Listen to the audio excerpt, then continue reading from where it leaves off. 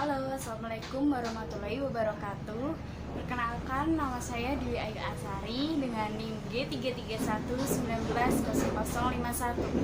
Saya mahasiswi dari Fakultas Ilmu Komunikasi Universitas Semarang. Di sini saya akan menjelaskan beberapa sedikit informasi dan analisis saya mengenai komunikasi massa antara media massa dan pemerintah, sedikit menyinggung tentang pandemi COVID-19 ini. Sebelum kita masuk ke analisis, saya akan menjelaskan dulu apa itu komunikasi massa. Komunikasi massa adalah pesan yang disampaikan oleh komunikator kepada komunikan dengan menggunakan media massa yang terlembaga dan bersifat satu arah. Media massa memiliki peranan yang sangat penting dalam sirkulasi informasi terkait wabah COVID-19, baik antar satu daerah maupun daerah lain, ataupun dari satu orang ke orang lain. Media massa memiliki fungsi seperti dua sisi mata pisau. Di sisi satu positif jika digunakan dengan baik, di sisi lainnya negatif jika berita itu digunakan dengan tidak baik, seperti ada muncul berita hoax. Etika komunikasi massa itu ada beberapa. Yang pertama, tanggung jawab.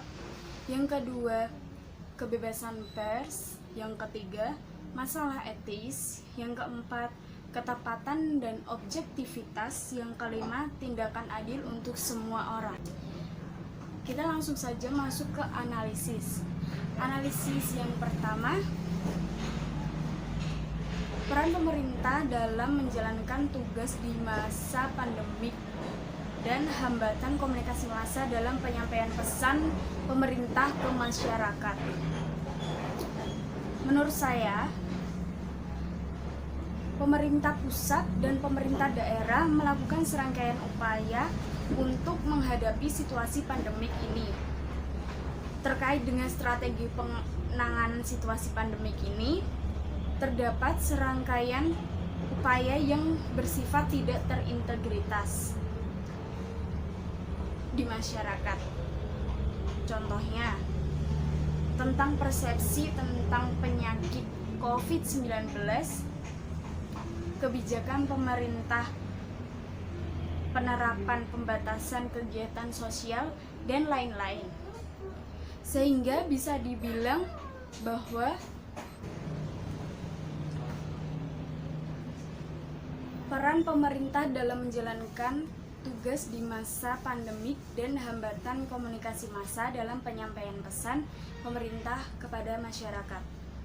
Menurut saya, pemerintah pusat dan pemerintah daerah melakukan serangkaian upaya menghadapi situasi pandemik ini. Terkait dengan strategi penanganan situasi pandemik ini, terdapat serangkaian upaya yang bersifat tidak terintegritas bagi masyarakat, seperti persepsi tentang penyakit COVID-19, kebijakan pemerintah terhadap pembatasan kegiatan sosial, dan lain-lain. Sehingga bisa dibilang bahwa pemerintah belum sempurna dalam menjalankan tugasnya untuk menangani COVID-19, karena masih muncul pelanggaran dalam masyarakat seperti tidak patuh protokol kesehatan, contoh tidak memakai masker, berkumpul di area publik tanpa menjaga jarak, tidak mencuci tangan secara rutin, bahkan ada yang menganggap bahwa COVID itu tidak berbahaya. Sehingga masih perlunya upaya untuk memberikan informasi fakta, edukasi, dan pemahaman terkait pandemik ini, agar semua masyarakat mampu menerima dan memahami dengan baik upaya dari pemerintah. Kemudian, di dalam komunikasi pasti mengenal istilah noise atau gangguan. Gangguan di dalam komunikasi massa dikelompokkan menjadi 3, yaitu hambatan psikologis, hambatan sosiokultural, dan hambatan interaksi verbal. Misalnya, kelompok disabilitas tuli harus diberikan metode komunikasi khusus. Mereka akan kesulitan jika berita di televisi tidak menyertakan bahasa isyarat. Dengan itu, mereka tidak akan bisa menerima pesan itu dan menangkap pesan itu dengan baik.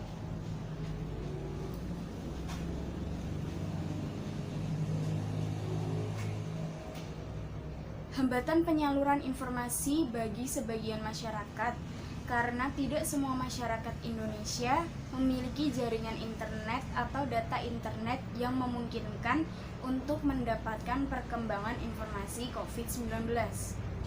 Kemudian, hambatan munculnya berbagai informasi hoax yang dilakukan oleh orang-orang yang tidak bertanggung jawab, sehingga dapat membuat masyarakat mempercayai informasinya begitu saja tanpa menelaah lebih dalam lagi.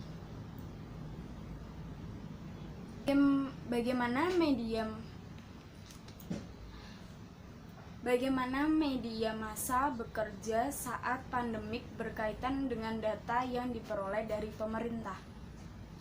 Apakah semua keterangan yang diberikan pemerintah sudah benar dan memenuhi standar pemberitaan? Di tengah pandemi COVID-19, kebebasan pers tidak bisa dilakukan sehingga wawancara dilakukan dengan telepon, konferensi pers dilakukan melalui media, hingga diskusi atau seminar yang harus diselenggarakan menggunakan aplikasi. Pemerintah melalui gugus tugas menjadi sumber utama informasi dasar terkait perkembangan pandemik. Pemerintah memiliki struktur khusus untuk pengumpulan data dan menyajikannya sebagai satu-satunya data resmi harus dikutip media. Tapi seringkali data yang diberikan membuat para jurnalis khawatir akan kebenarannya.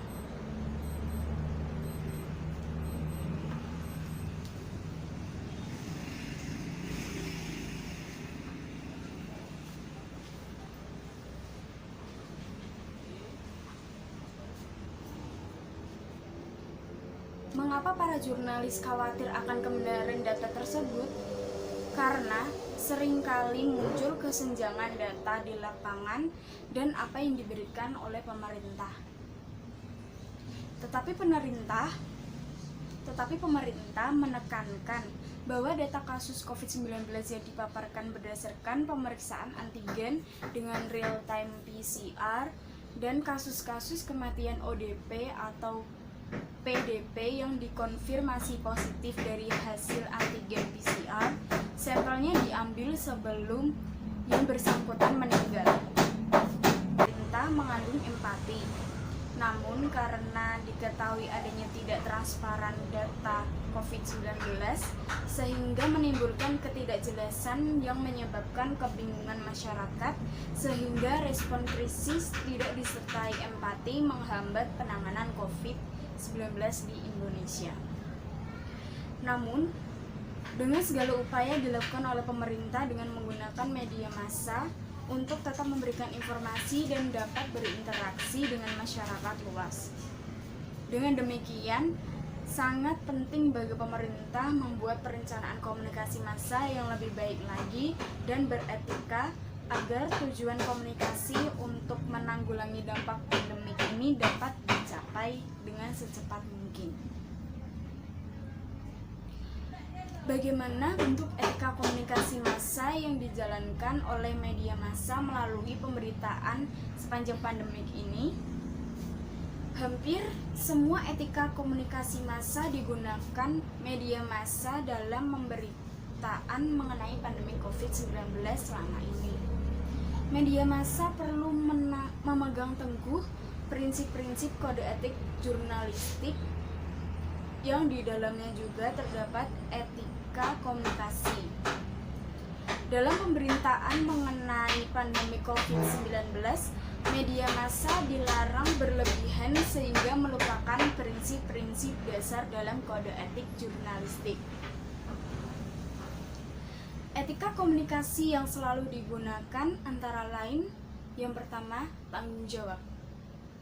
Jurnalis atau orang yang terlibat dalam komunikasi massa harus mempunyai tanggung jawab dalam memberitakan sesuatu.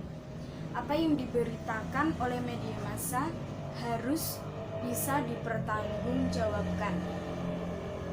Yang kedua, masalah etis.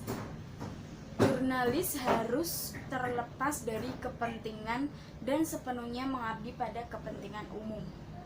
Yang ketiga, ketepatan dan objektivitas. Menyertakan kebenaran dan objektivitas dari jurnalis itu sendiri. Yang keempat, tindakan adil untuk semua orang. Jurnalis atau media massa tidak menjadi tangan kanan suatu lembaga, namun memang kebenaran dan adil untuk semua orang. Kesimpulan dari yang sudah saya sampaikan adalah pemerintah dan media massa memiliki peranan yang penting dalam menghadirkan informasi saat pandemik ini. Para jurnalis harus kritis terhadap data yang diberikan oleh pemerintah. Dengan begitu, jurnalis tidak akan menjadi kepanjangan tangan dari pemerintah. Etika komunikasi massa harus selalu dipegang teguh dan memberikan berita yang tepat dan kebenarannya dapat dipertanggungjawabkan. Terima kasih.